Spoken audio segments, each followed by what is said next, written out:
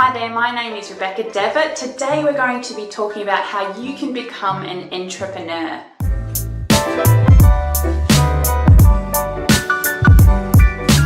Before we get started, make sure you subscribe to this channel. I'm going to be releasing more videos like this for you every Friday. In the previous videos, I did one on reasons not to go to college, and then I did another one on why you don't want to go to college and what you can do instead, and I proposed that was to become an entrepreneur instead of going to university. And in this video, we're going to be looking at exactly how you can become an entrepreneur. Now, an entrepreneur is very self-directed. You can do courses on it, but the best entrepreneurs are people who discover how to do things on their own and they think outside the box. And this is why this is on a homeschooling channel too, because I think the best entrepreneurs are those who start very early, and homeschoolers have a great opportunity to do this inside the home.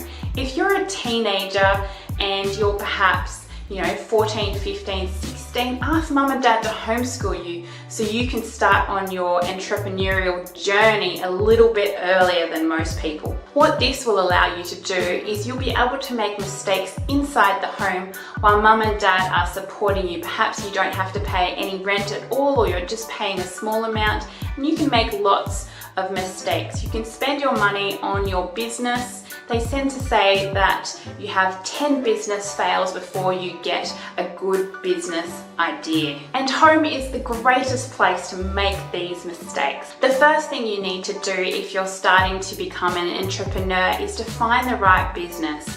What you'll want to do is to find something that interests you. Perhaps you want to see what you're good at, what you enjoy, and then go down that route. See if you can make money through a business idea that you enjoy. That way, you will love your job when you're doing it. The second thing you need to do is to get educated on the topic.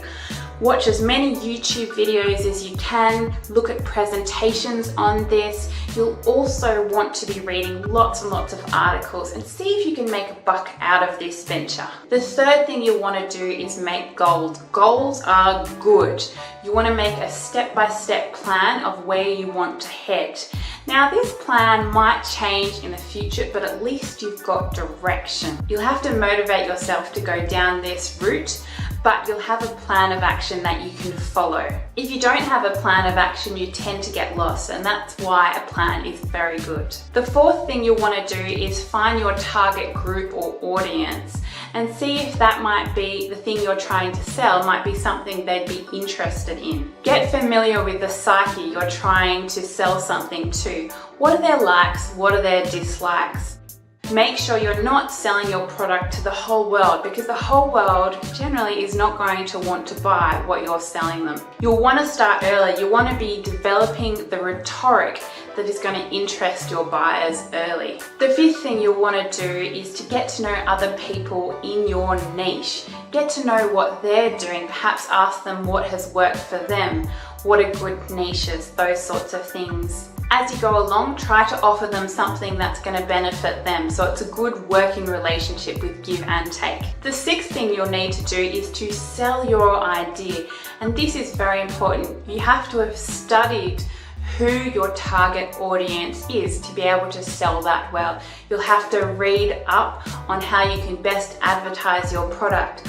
I recommend being very genuine about your product, trying to be really helpful and getting a product your audience is going to love. That way you'll feel proud about the product you're selling them instead of selling them rubbish. This is really important and something that will make or break your business. Plus, you'll feel amazing. If you're giving them a great product that they love, they will love you and they will send others your way. Whereas if you sell them a rubbish product, they'll think to themselves, oh, I really wish I didn't buy that. And they won't give you good reviews, they won't send people your way, and you won't feel good about your product and you'll feel like you want to stop. So make sure your product is top notch. The seventh thing you want to do is grow your business. Now, you can start hiring people to do things for you when you've made a little bit of money. I really recommend Upwork. This is an amazing place to find good talent maybe a virtual assistant who is going to help you with this job. I know a boy who is 19, he has 4 employees. He started doing his entrepreneurial work very, very early and he's very good at them. At the moment, he's studying psychology to see how he can motivate his employees to do a better job for him. Wow, how amazing. This kid is an entrepreneur too. He's incredible. 19, isn't that amazing? 4 employees already.